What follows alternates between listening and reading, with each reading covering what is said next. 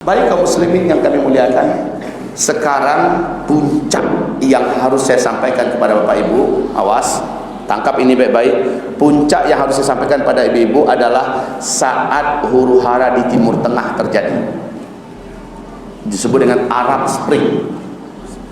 Dari 2010, puncaknya adalah Suriah. 2011, Maret 2011, puncak keributan di Timur Tengah, di mana pemerintahan Bashar Assad membantai rakyatnya sendiri dari Ahlus Sunnah wal Jamaah sampai hari ini.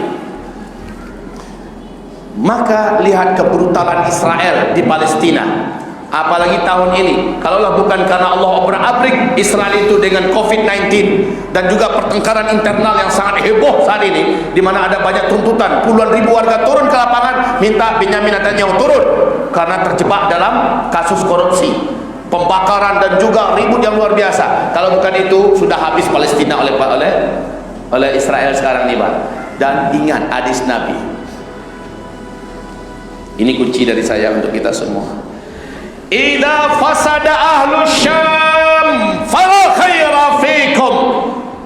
Kalian saksikan nanti di akhir zaman, kalau penduduk negeri Syam sudah diobrak-abrik, sudah diusir dari tanah airnya, sudah diperangi, dihancurkan rumah-rumah dan masjidnya, sekolah-sekolah dan rumah sakitnya, sudah ditangkap, disiksa, dibunuh, sudah dipaksa murtad. Apabila itu sudah kalian saksikan di akhir zaman, kata Rasulullah, maka kalian yang ada di muka bumi tidak akan lagi ada menyaksikan kebaikan-kebaikan di muka bumi, kecuali kerusakan pula. Sekarang lihat, bandingkan apakah yang kita saksikan sekarang lebih baik daripada sebelum-sebelumnya. Silakan Bapak Ibu menjawab sendiri. Kondisi perpolitikan di seluruh dunia termasuk Indonesia, mana yang lebih baik sekarang atau 10-20 tahun yang lalu? Mana yang lebih rusak? Mana yang lebih jelek? Mana yang lebih buruk? Sekarang apa bukan? Sekarang. Kondisi perekonomian, mana yang lebih buruk, mana yang lebih berat, mana yang lebih terbebani kita sekarang atau 10, 20, 30 tahun yang lalu? Jawab, mana yang lebih berat? Sekarang ya, sekarang. Yang ketiga, kondisi moral anak-anak bangsa, anak-anak muda, mana yang lebih berat? Sekarang atau 10, 20, 30 tahun yang lalu? Mana yang lebih berat?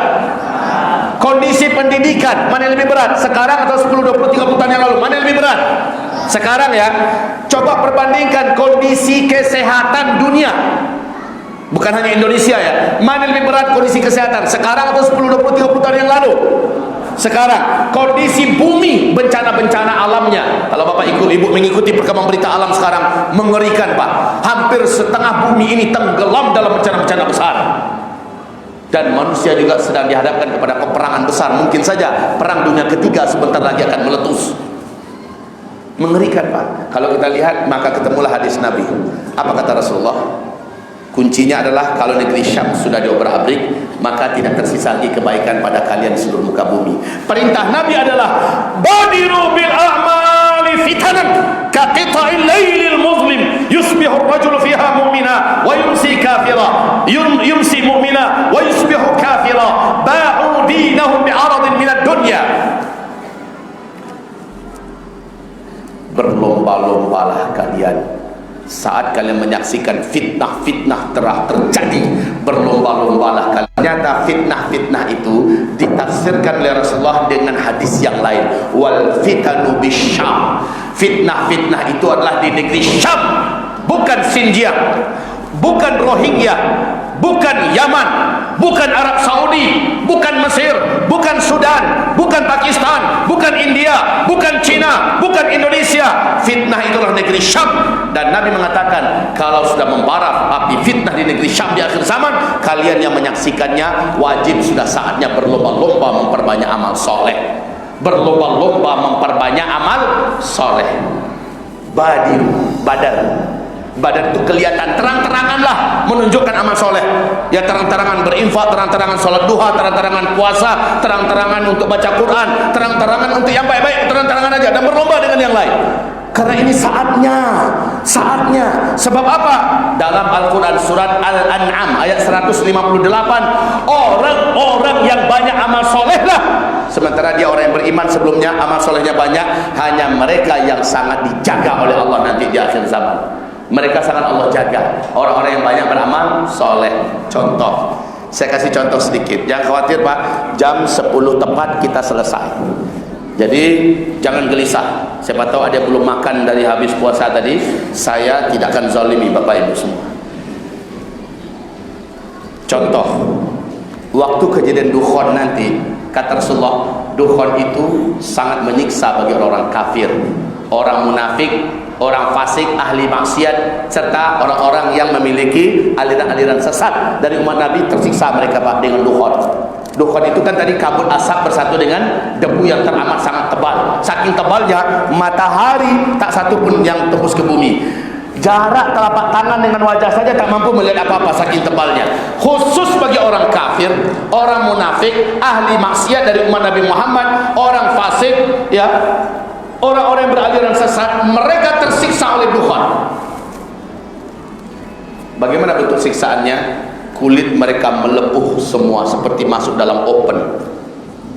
Kedua bola mata mereka seperti mau keluar saking panasnya.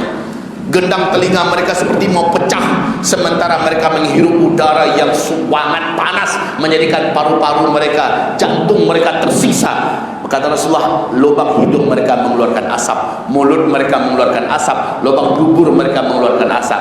Tapi orang-orang yang beriman dari umatku, yang imannya bagus sebelum kejadian itu, orang-orang yang setelah mereka beriman, amal solehnya banyak, amal solehnya baik, amal solehnya bagus sebelum kejadian itu, mereka seluruhnya selamat berkat iman dan amal soleh mereka. Makanya ini kunci kenapa Nabi memerintahkan, kalau fitnah di negeri Syam sudah terjadi, berlomba-lombalah kalian memperbanyak amal soleh supaya kalian termasuk yang selamat. Bagaimana keselamatan orang-orang beriman ketika Dukhon terjadi?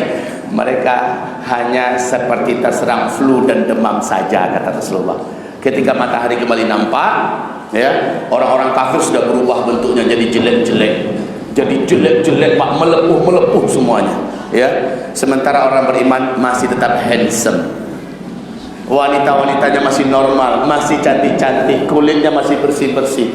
Tapi orang fasik, orang munafik, ahli maksiat tersiksa seluruhnya. Masya Allah, amal soleh di akhir zaman adalah kunci segala-galanya. Kalau Bapak sudah dengarkan kajian ini, onde Ustaz, rasa-rasa talambe kami nampaknya. Harusnya dari dulu kami mendengarkan pengajian ini. Kalau saya menjawab, insya Allah belum terlambat, asal Bapak mulai dari saat ini juga memulai. Dan harus berlomba, berpacu, akselerasi percepatan amal soleh sesuai dengan sunnah Nabi Muhammad SAW. Setelah dengarkan kajian ini, masjid guru terus di mana kita berada, sholat 5 waktu berjamaah dengan imam, dan jangan ketinggalan takbiratul ihram bersama imam. Kalau perlu dapatkan sholat sunat tahiyatul masjid, kalau perlu dapatkan berdoa di antara azan dan iqamat, kalau perlu dapatkan kita sholat sunat qabliyah, ya, disebut dengan rawatib qabliyah dan ba'diyah juga. Kerjakan tahajud, kerjakan duha, kerjakan sholat sunat syuruk, kerjakan sholat sunat hajat, kerjakan sholat sunat wudu, dan seterusnya dan seterusnya. Juga perbanyak puasa, perbanyak sedekah, infak, perbanyak baca Quran. Ini nanti akan menjadi penentu Bapak selamat atau tidak. Ini kuncinya. Kaum muslimin yang saya muliakan, maaf saya tidak bermaksud nakut-nakutin, tapi yuk sama-sama kita saksikan 3-4 bulan ke depan bakal apa yang akan terjadi dengan bumi kita ini. 3-4 bulan ke depan.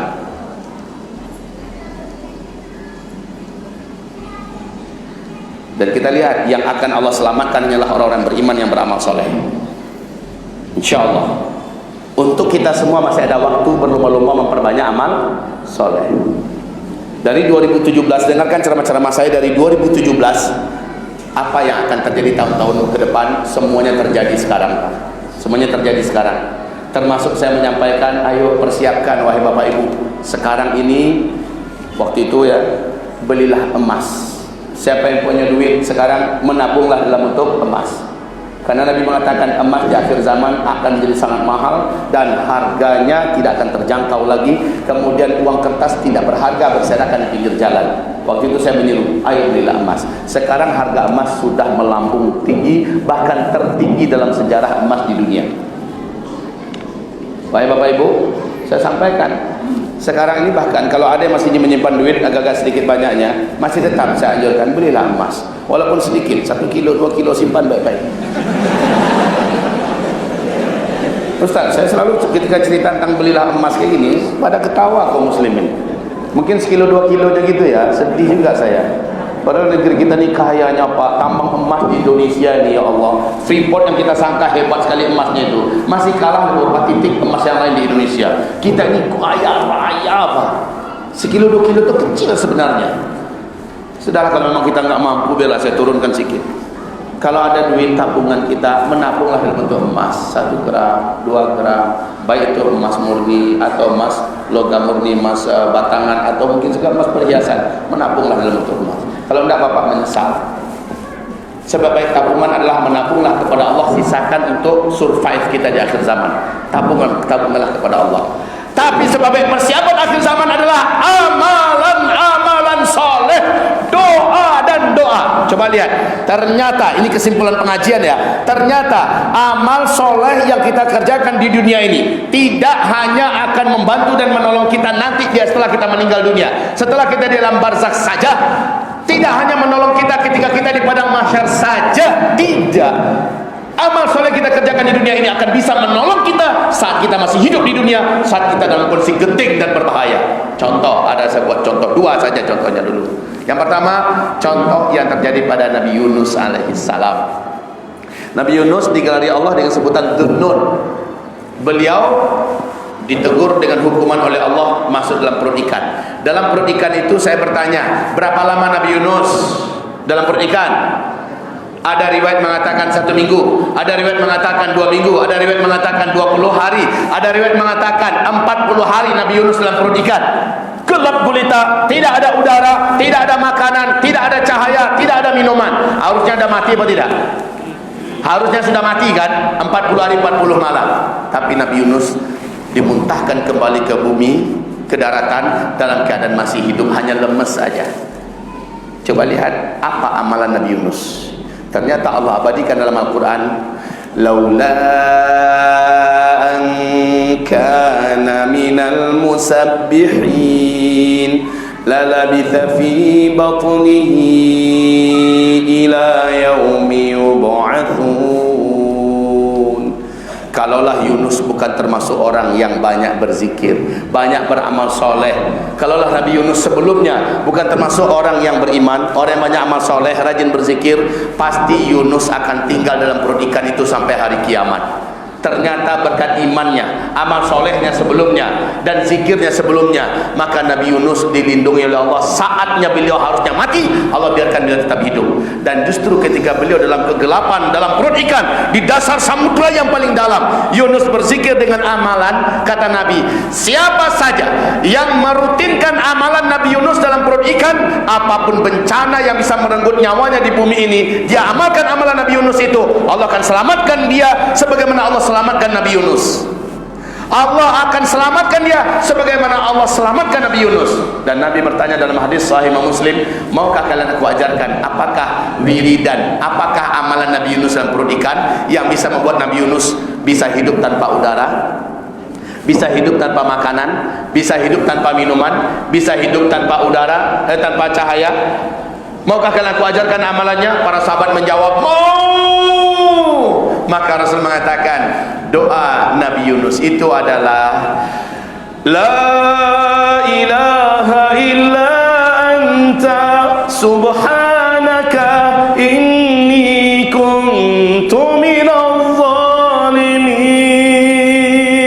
Ayo sama-sama baca, la ilaha illa anta subhanaka inni kuntu minadh dhalimin. Lanjut yang kedua, la ilaha illa anta subhanaka inni kuntu minadh dhalimin. Terakhir, la ilaha illa anta subhanaka inni kuntu minadh dhalimin. Baca itu terus. Tidak seorang pun di antara kalian mengalami bencana yang bisa mematikan nyawanya dan keluarganya, tapi dia membaca ini, melainkan Allah pasti selamatkan dia, sebagaimana Allah selamatkan Nabi Yunus. Syaratnya dia sebelumnya orang beriman yang bagus imannya dan amal solehnya banyak. Makanya perintah Nabi saat fitnah di Syam membara, perbanyaklah beramal soleh, perbaiki iman kalian, perbanyak amal soleh, dan amal soleh ini bisa dipanggil untuk menyelamatkan kita. Contoh terakhir adalah saat 3 orang lelaki soleh terkurung dalam perut gua. Hujan lebat, mereka saling tidak kenal. Karena hujan lebat, mereka masuk di gua yang sama, 3 orang. Lalu tiba-tiba batu yang sangat besar, di mana 30-40 orang pun belum tentu bisa menggerakkannya, menggeliling dari atas menutupi pintu itu. Pintu itu besarnya hanya sebadan orang bisa masuk, Pak. Itu gua itu ketutup habis. Bagaimana? Maka masing-masing mereka bertawassul kepada Allah dengan menyebut amal soleh yang pernah dia kerjakan. Yang satu berdoa, ya Allah, dulu hamba buat macam ini, kalau engkau ridho dengan amalan hamba itu, kalau ada pahalanya, ya Allah, tunjukkan kepada kami bahwa engkau telah menerima amalan hamba itu, ya Allah. Caranya, ya Allah, bukakanlah pintu ini untuk kami. Bergerak batu itu, Pak, bergerak.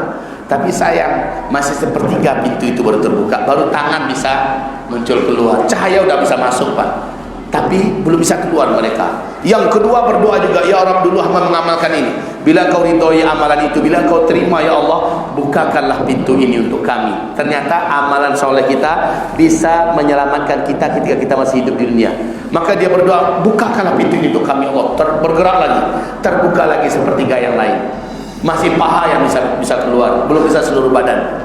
Yang terakhir berdoa, ya Allah, hamba dulu bersedekah seperti ini bentuknya, ya Allah, bila engkau terima itu, engkau ridhoi, bukakanlah pintu ini seluruhnya untuk kami, ya Allah, biar kami bisa keluar dan selamat. Terbuka seluruhnya, mereka keluar. Coba lihat, amal soleh kita bisa kita panggil di hari-hari genting, bisa kita minta untuk menyelamat kita ketika kita masih hidup. Selama ini kita berpikir udah mati aja nanti bermanfaatnya, ternyata tidak. Masih hidup kita bisa amal soleh ini dipanggil untuk menjadi penyelamat dan pelindung kita. Oke, cukup sampai di sini insyaallah taala. Oh Ustaz, masih ada waktu Ustaz? Iya, saya tidak akan selesai kecuali pas jam 9, jam 10. Ya, saya tambahkan lagi sebagai penutup.